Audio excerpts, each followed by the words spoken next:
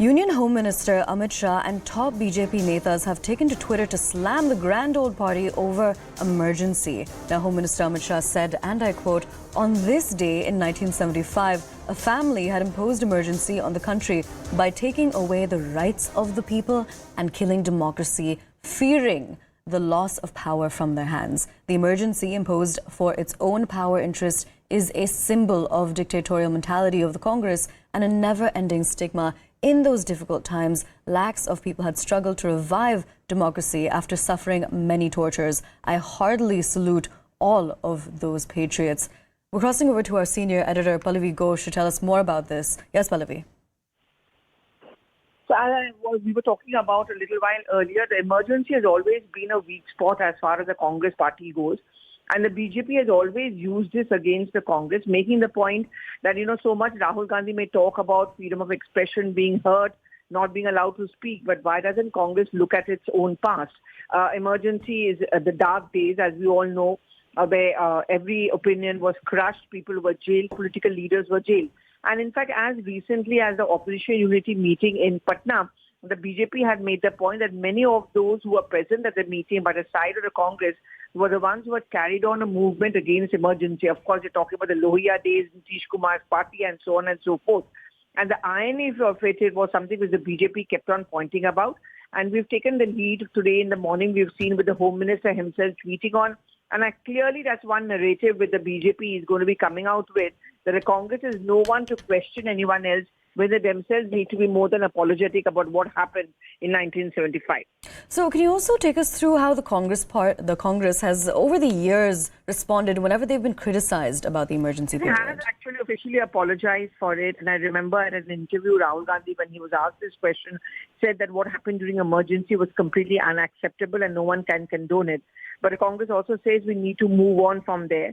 And the counter of the Congress to the BJP's allegation is that if the BJP really condones, attacks these emergency days, then they need to be different. Why is it that what is happening now is no less than an emergency?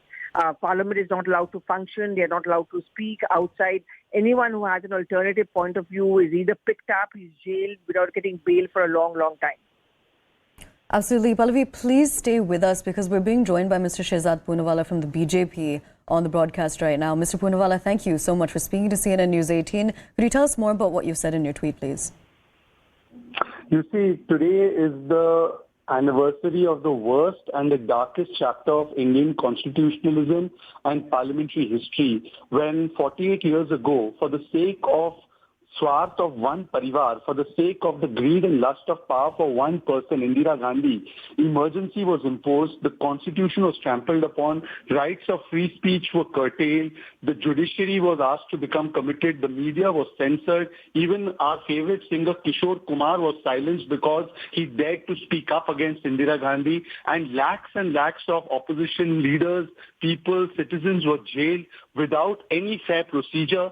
Vajpayee ji, Arun Jaitley ji, Narendra Modi ji, Amit Shah ji, all of these people spent their days in jail resisting the emergency. And therefore today, the Congress party, when it lectures others about stifling of free speech and constitutional values, must look at its own dark history. And it's ironical today that those who resisted emergency, Lalu and Mulayam, went to jail for the first time in their lives thanks to Indira Gandhi. Those who were born out of emergency movement, those who were the products of JP, who came out of Sampurna Kranti, are today standing with those who have imposed emergency, who have the DNA of emergency. So it only goes to show the Sampurna Bhranti that now Patna is going to be known for, which was once known for Sampurna Kranti, but it was also a day of remembrance that today, 48 years ago, all our freedoms were curtailed and the constitution was in a sense suspended, and the parliamentary institutions were made to become a puppet of one person, Indira Gandhi. Now, Mr. Poonawalla, we're essentially still waiting for a Congress response to all of this and what your party has typically said about the emergency, considering that today is the anniversary of it. But what they've said in the past and what our senior editor has also repeated is that they have already apologized for it. How would you respond to that if they seek to come back with the same response? Apology without repentance and course correction means nothing.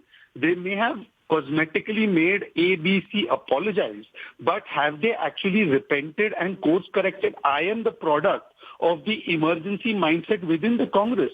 Why did I have to leave Congress 5 years ago? It is because when I chose to speak up against the leadership, I was kicked out of the party. There are many leaders in the Congress who have faced the emergency mindset of Rahul Gandhi and Sonia Gandhi because they do not allow democracy to prevail within their party. The fact of the matter is that today they continue to spread canards about Indian democracy, and that too on foreign soil. They say that Indian democracy is dead after winning elections in Karnataka and Himachal Pradesh.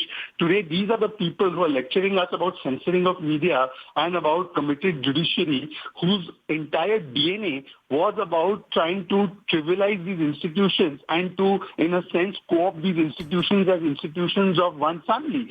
So therefore, those people who have had such a dark history should be the last ones lecturing people or going on foreign soil and undermining Indian democracy when the world over is being praised and hailed. All right, Mr. Poonawalla, I'd request that you stay with us because we're also being joined by Mr. Charan Singh Sapra from the Congress. Mr. Sapra, thank you so much for speaking to CNN News 18. Again, the breaking inputs and the developments that have been taking place today, as might be expected as well, considering that it's the anniversary of the emergency, is that your party, the Congress, and Indira Gandhi's decision to essentially put in emergency in 1975, that's being heavily criticized. How do you seek to respond to this? The people of India today are asking questions on the 9 years performance of Bharatiya Janata Party.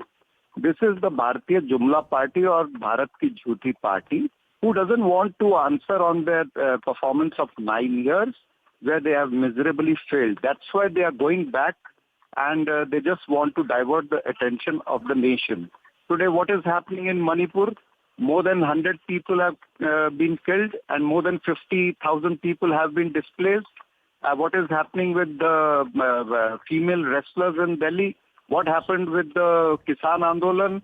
700 farmers died and four farmers were killed by the Mantri Putra in Lakhimpur Kheri.